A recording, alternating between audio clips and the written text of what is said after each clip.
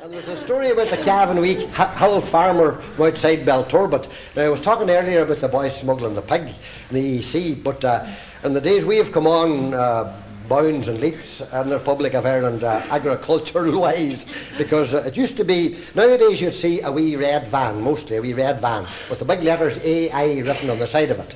A wee boy flying around the country looking after wee love-sick cows. This is the artificial insemination man.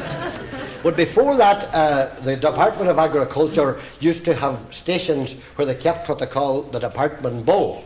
And they would have a station maybe 4 or 5 bulls, because if you were a farmer that didn't have a big enough holding or farm to merit keeping a bull of your own, because bulls are pretty expensive items or animals to have, especially good pedigrees, the Department of Agriculture kept a station of bulls, and if you were a farmer that needed, well, you wouldn't need the services, but the wee cow might need the services of the bull, you just could have went in, made an application and brought the tractor out and took the bull out to your farm for 2 or 3 days until the wee cow would be happy again. So this wee farmer came into the office in Belturbet one day looking for the services of the department bull. And of course, the next day the bull was dispatched to him in the back of the tractor. He lived out about 3 miles outside Belturbet, out the country roads.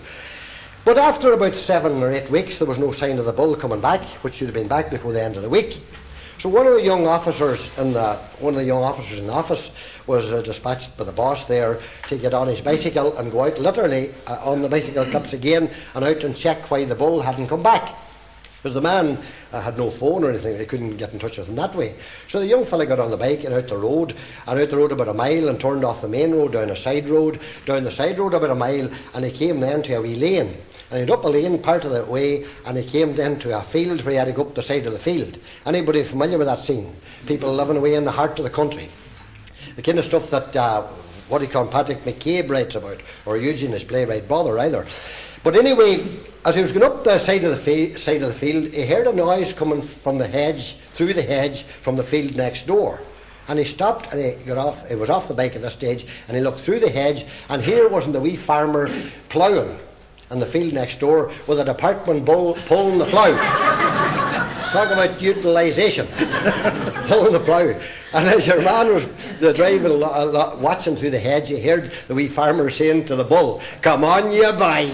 He says, "I'll show you there's more to life than romance."